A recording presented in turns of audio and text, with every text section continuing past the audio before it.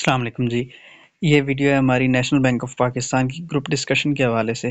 کافی سارے کینڈیڈیٹس کو میلز آئی ہوئی ہیں تو گروپ ڈسکشنز ہونی ہے، اور اس سے پہلے میں جینڈر ڈائیورسٹی کے ٹاپک پہ کل ویڈیو بنائی تھی۔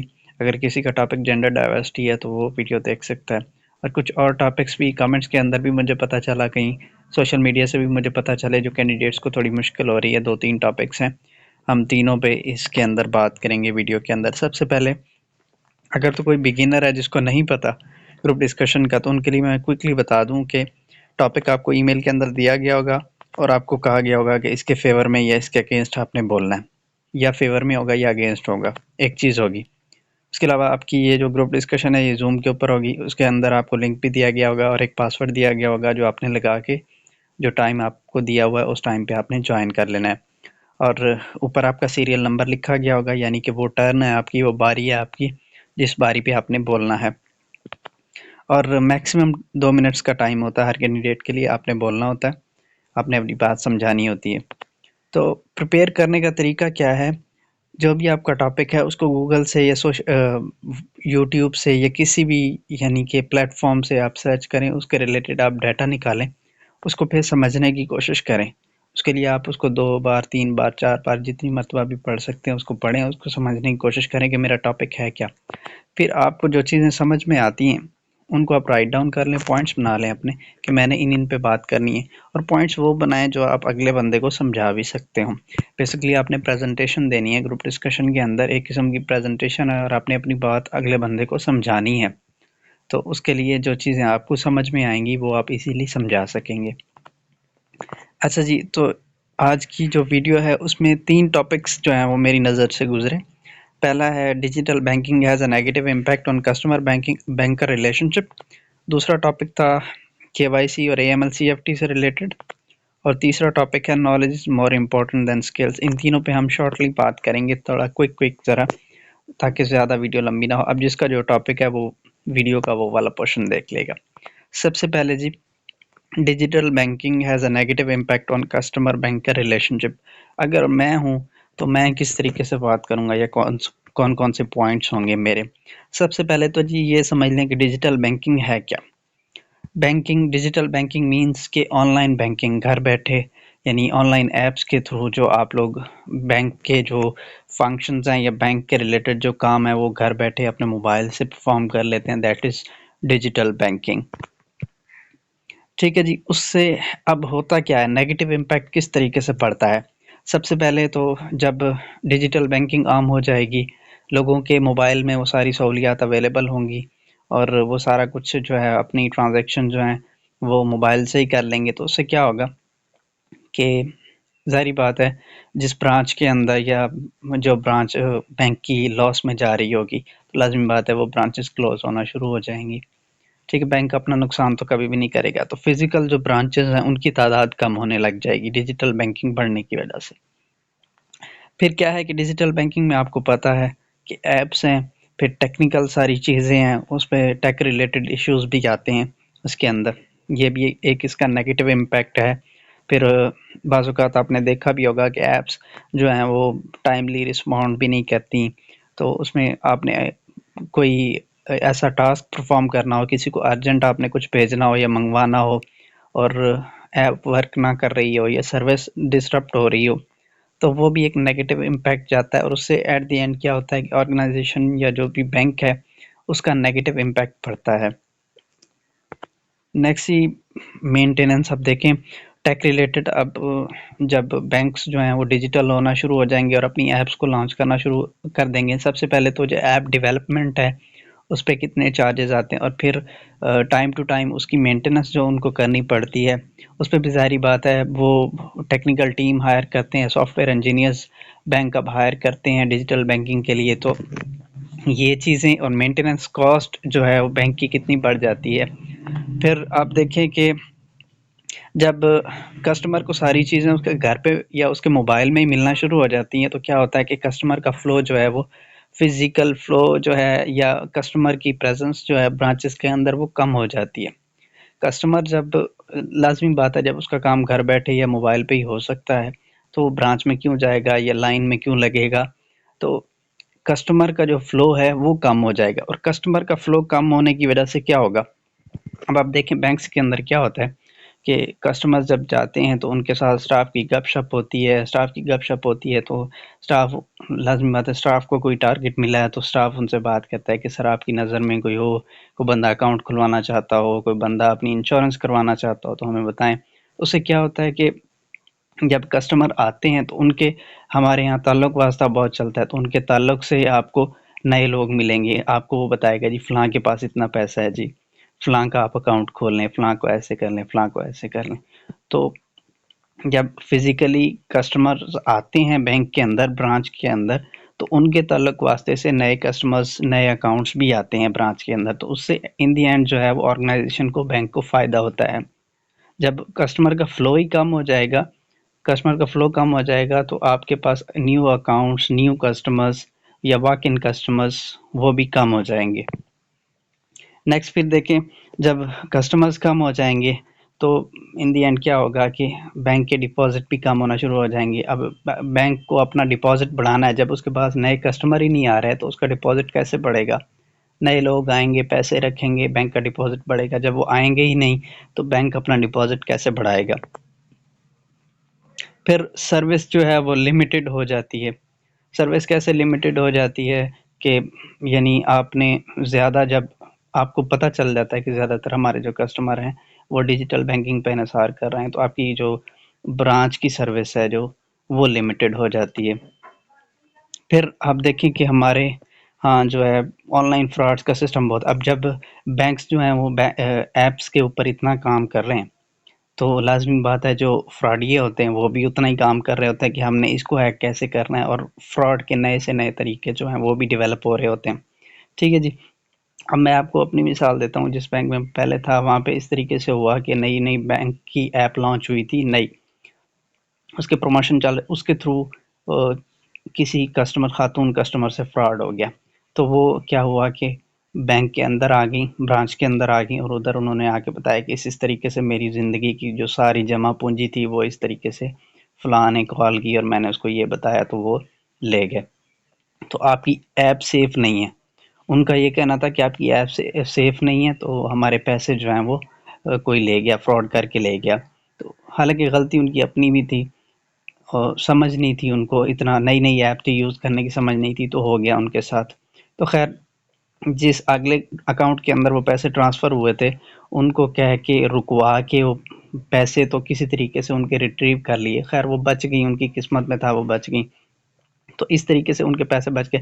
تو لیکن ان کی نظر میں یہ تھا کہ شاید یہ بینک جو ہے نا یہ ہمارے پیسے لٹوا رہا ہے، تو کیا ہوتا ہے کہ بینک کی ریپوٹیشن اس سے خراب ہوتی ہے، اور وہ آگے کسی کو ریکمینڈ بھی نہیں کریں گے۔ وہ تو کہیں گے کہ جی اس بینک میں پیسے رکھیں گے تو آپ کے پیسے چوری ہو جائیں گے، میرے ساتھ یہ ہو چکا ہے، میرے ساتھ یہ ہو چکا ہے۔ اس بینک کی ان دی اینڈ جو ریپوٹیشن ہے وہ بھی خراب ہوتی ہے۔ پھر آپ یہ دیکھیں کہ ہمیشہ جو چیز فاسٹ ہوتی ہے، اب یہ ڈیجیٹل بینکنگ طریقہ تو بہت فاسٹ ہے، لیکن اس کے اندر ہر چیز پرفیکٹ نہیں ہوتی، کچھ فائدے ہیں تو کچھ نقصان بھی ہیں اس کے۔ تو یہ فراڈ والا جو ہے اس کے اندر ڈیجیٹل بینکنگ کے اندر بہت سا نقصان ہے، اور ہمارے ہاں لوگ یوزلی جو ہے لالچ کہہ لیں یا کسی اور طریقے سے وہ اس میں پھنس جاتے ہیں اور ان کے ساتھ فراڈ ہو جاتا ہے۔ ٹاپک ہے جی ہمارا knowledge of KYC and AML CFT is important in building relation ship with customer.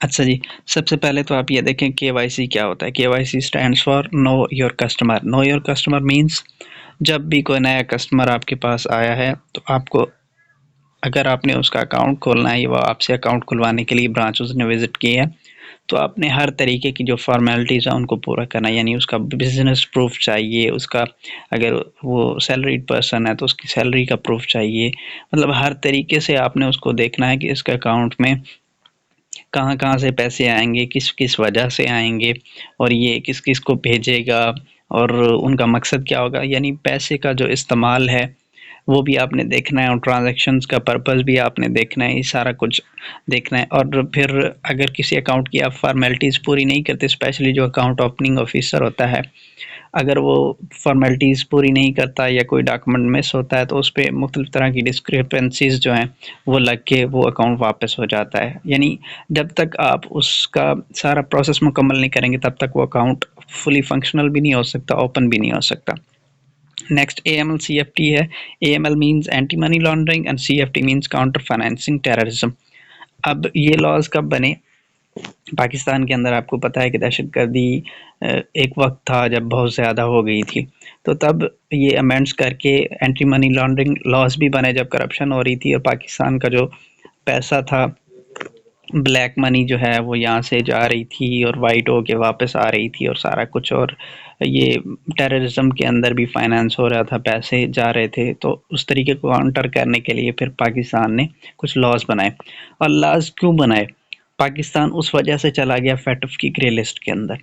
FATF की जब ग्रे लिस्ट के अंदर चला गया तो पाकिस्तान पे मुख्तलिफ तरह की सैंक्शंस हो गई कि आपके यहाँ करप्शन भी हो रही है, मनी लॉन्ड्रिंग भी हो रही है, और यानी कि दहशतगर्दी को भी फाइनेंस किया जा रहा है, तो उस पर आप कानून साजी करें, तब तक आप लोग ग्रे लिस्ट से नहीं निकल सकते। तो उस पर पाकिस्तान ने फिर ये कानून साजी की इमरान खान की गवर्नमेंट के अंदर। तो उससे क्या हुआ, FATF की ग्रे लिस्ट में जाने के बाद बैंकिंग पे ज़रा, क्योंकि ये अकाउंट्स के थ्रू हो रहा था, मनी लॉन्ड्रिंग लाजमी बात है, अकाउंट्स के थ्रू ही हो रही होती है, बेनामी अकाउंट्स होते हैं, कुछ होता है। तो बैंकिंग, उससे क्या हुआ कि बैंकिंग बहुत ज़्यादा कॉम्प्लेक्स हो गई और एम्प्लॉयज़ के ऊपर काफ़ी सारा कुछ आ गया। अब एम्प्लॉयज़ का काम बढ़ गया। अब क्या हो गया कि जो बैंकिंग पहले तो एक सादा से प्रोसेस होते थे, फिर आहिस्ता आहिस्ता बैंकिंग कम्प्लेक्स होना शुरू हो गई, फिर बायोमेट्रिक का सिस्टम इंट्रोड्यूस हो गया। अब आप, अगर आप में से कोई जाता है बैंक से पैसे निकलवाने, किसी और के आप पैसे निकलवाने चले जाएं, तो आपको 100 तरह के वो सवालात और verifications, NADRA verification, biometric verification और हर तरह की वेरिफिकेशंस, और ईच एंड एवरी प्रूफ जो है वो आपका साथ लगता है, आपके NIC की कॉपी लगती है, आपके सिग्नेचर और सारा कुछ। इससे ये हुआ, इन सब चीज़ों को रोकने के लिए फिर बैंकिंग को मज़ीद कॉम्प्लेक्स कर दिया गया। बैंकिंग में ज़रा एम्प्लॉयज़ का काम बढ़ गया कि उनको सारी चीज़ें देखनी भी पड़ती हैं, रिपोर्ट भी करनी पड़ती हैं। फिर जब बैंक अकाउंट जब कस्टमर का आपने खोल लिया तो उसको आपने मॉनिटर भी करना होता है। मॉनिटर इस तरीके से करना होता है कि उसकी ट्रांजैक्शन डिटेल्स को आपने देखते रहना होता है। कोई आपको सस्पेक्ट ट्रांजैक्शन नज़र आती है, आपको लगता है कि यार इसके अकाउंट में बहुत ज़्यादा पैसे आ रहे हैं या बहुत ज़्यादा कहीं से जा रहे हैं और ये काम भी नहीं इतना ख़ास, अगर मिसाल के तौर पे कोई बंदा सैलरीड पर्सन है, उसका सैलरीड अकाउंट है, उसकी अकाउंट के अंदर लाखों रुपए आना शुरू हो जाएं, तो लाजमी बात है वो उसके अकाउंट को मशकूक बनाता है वो चीज़, कि इसके पास इतने पैसे कहाँ से आने लगे हैं। तो ऐसी चीज़ को आपने मॉनिटर भी करना है और फिर उसको बर वक्त रिपोर्ट भी करना होता है। ऐसे अकाउंट्स को आपने बर वक्त हेड ऑफिस को रिपोर्ट करना होता है, यानी यहाँ पे आपने मिस्टेक नहीं करनी, गफलत नहीं करनी, और इन अकाउंट्स को आपने रिपोर्ट भी करना होता है। फिर रिस्क इन्वॉल्व होते हैं। अब रिस्क भी 3 तरह के होते हैं, लो रिस्क होता है, मीडियम रिस्क होता है, हाई रिस्क होता है। जो हाई रिस्क होता है अकाउंट, हाई रिस्क अकाउंट जो होता है, उसको तो आपने फ़ौरन से पहले जो है ना वो रिपोर्ट कर देना होता है हेड ऑफिस को।